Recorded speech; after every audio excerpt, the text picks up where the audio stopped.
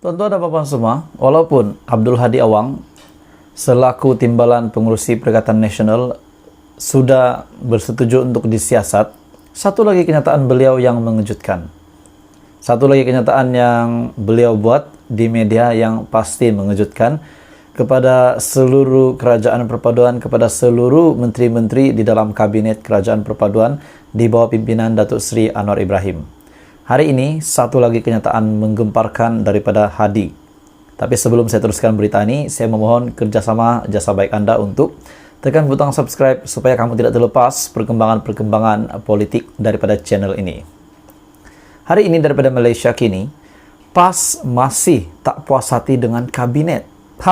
Walaupun DAP tak banyak menteri. Jadi tuan-tuan dan puan, seperti yang kita tahu, PAS mereka memang sangat sensitif dengan DAP. Saya boleh katakan musuh ketat.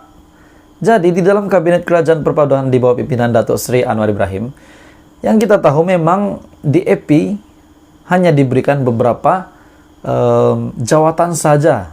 Sebanyak 27 menteri ini hanya 4, kalau saya tak silap, yang hanya diberikan kepada DAP, dan DAP tidak ada masalah dengan itu. Tapi Hadi membuat kenyataan pada hari ini, PAS masih tak berpuas hati dengan kabinet, walau DAP tak banyak menteri. Presiden PAS Abdul Hadi Awang masih tidak berpuas hati dengan komposisi kabinet, walaupun musuh ketatnya DAP tidak mendapat banyak kerusi menteri. Sudahlah musuh ketatnya tidak dapat banyak kerusi, apalagi yang dia tak puas hati. Katanya walaupun begitu, parti itu masih mendapat banyak manfaat. Hadi berpikir bahwa DAP yang tidak mempunyai banyak kursi dalam kabinet kerajaan perpaduan masih akan mendapat banyak manfaat daripada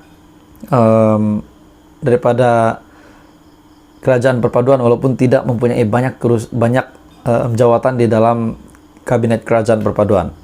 Yang penting katanya DAP mendapat manfaat yang banyak, kata Abdul Hadi. Dari mana dia tahu? Coba tuan-tuan dan puan, coba kalau kamu tahu dari mana Hadi dapat tahu yang DAP akan dapat banyak manfaat. Kalau kamu tahu boleh komen di bawah. Katanya yang penting DAP mendapat manfaat yang banyak, kata Abdul Hadi ringkas kepada pemberita selepas memberi kenyataan di Ibu Pejabat Polis Daerah IPD. Abdul Hadi bagaimanapun tidak mengulas lanjut berkaitan manfaat yang dimaksudkannya itu. Dia ditanya berkaitan keanggotaan wakil rakyat DAP dalam Kabinet Perdana Menteri Anwar Ibrahim. Dalam Kabinet Kerajaan Perpaduan, hanya 4 daripada 27 menteri yang dilantik daripada kalangan pemimpin DAP. Jadi memang 4 sahaja yang dilantik. Untuk DAP daripada 27 menteri ini hanya 4 untuk parti DAP yang dipilih. Sementara itu, di dalam perkembangan lain, Abdul Hadi yang juga Timbalan Pengurusi Perikatan Nasional dan Presiden PAS mengesahkan gabungan parti berkenaan sudah sepakat berkaitan jawatan Ketua Pembangkang Dewan Rakyat. Kita dah lantik dan PN akan buat kenyataan dalam masa terdekat. Jadi tuan-tuan dan puan, untuk kabinet, untuk menteri-menteri di dalam kabinet kerajaan perpaduan, sudah pasti yang kita tahu 27 menteri ini hanya 4 sahaja yang dipilih daripada DAP. Jadi masih lagi Abdul Hadi tak puas hati. Bayangkan kalau 10 dan lebih menteri yang dilantik di dalam menteri DAP. Menteri yang dilantik adalah DAP, lebih daripada 10, bayangkan apa lagi kenyataan daripada Hadi. Jadi berita hari ini, PAS masih tak puas hati dengan kabinet walaupun DAP tak banyak menteri. Salam sejahtera Malaysia. Hari ini satu info menarik yang saya ingin kongsi dengan kamu. Setelah pelantikan menteri-menteri di dalam kabinet kerajaan perpaduan hari ini, setelah mereka menjalankan tugas, satu kejutan daripada Menteri Kewangan merangkap Perdana Menteri kita, Datuk Seri Anwar Ibrahim. Satu pendedahan yang pasti mengejutkan Anda dan saya juga, dan seluruh Malaysia. Tapi sebelum saya sampaikan berita hangat malam ini, saya ingin meminta kerjasama kamu, meminta kerjasama tuan-tuan dan puan-puan semua untuk subscribe channel ini supaya kamu tidak terlepas perkembangan-perkembangan terkini politik di Malaysia. Hari ini, tuan-tuan dan puan-puan, satu berita yang mengejutkan saya lihat daripada Malaysia kini yang saya ingin berkongsi dengan Anda melalui pendapat dan pandangan serta analisis saya. Anwar bayangkan dana pilihan raya Perikatan Nasional dari syarikat judi. Ramai yang bertanya, kenapa semasa pilihan raya umum ke-15, Perikatan Nasional begitu mewah sekali semasa mereka berkempen?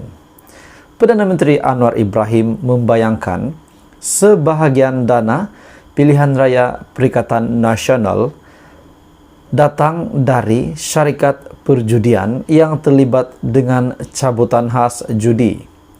Anwar berkata, Kementerian Keuangan juga mendapati pelanggaran. Pelanggaran ini yang menjadi tanda tanya kepada saya, dan saya berpikir pelanggaran ini pelanggaran yang macam mana. Dan akhirnya kenyataan daripada Perdana Menteri merangkap Menteri Keuangan. Beliau berkata, Anwar Ibrahim mendapati pelanggaran dalam pemberian kontrak berjumlah RM600 bilion tanpa tender.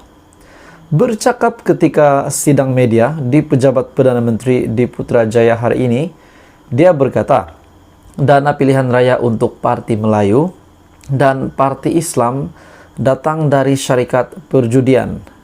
Berkenaan judi, pastinya sebahagian digunakan untuk mendanai pilihan raya.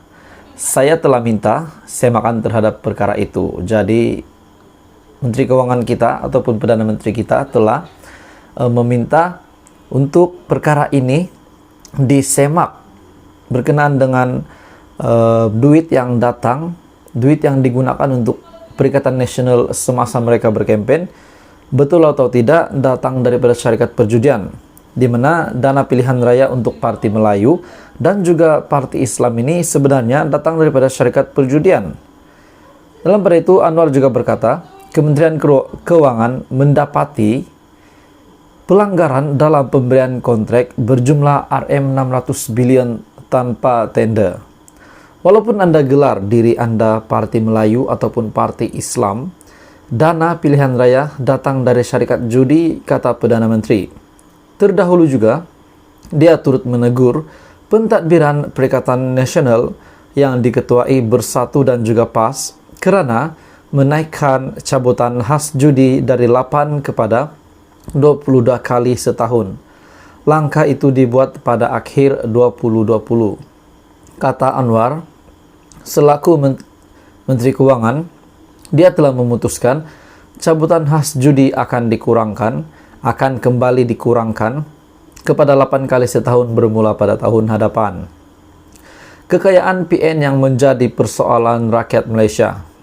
Kekayaan Perikatan Nasional yang menjadi tanda tanya kepada saya sendiri, macam mana dan bagaimana, dari mana mereka dapat kekayaan dan kemewahan itu semasa berkempen pada PRU 15 yang lalu. Sejumlah pihak sebelum ini mempersoalkan sumber dana kempen Perikatan Nasional yang dilihat mereka di luar kemampuan gabungan itu. Ia termasuklah dakwaan penyelewengan RM600 bilion ketika Perikatan Nasional menjadi kerajaan persekutuan. Pengerusi Perikatan Nasional Muhyiddin Yassin berkata, dia tidak pasti bagaimana angka itu boleh timbul dan bertanya jika ada yang bertukar dengan peruntukan RM530 bilion dalam pakej rangsangan ekonomi ketika pentadbirannya. Tidak jelas apa yang dirujuk Anwar ketika dia berkata, Kementerian Keuangan mendapati pelanggaran dalam pemberian kontrak berjumlah RM600 bilion tanpa tender.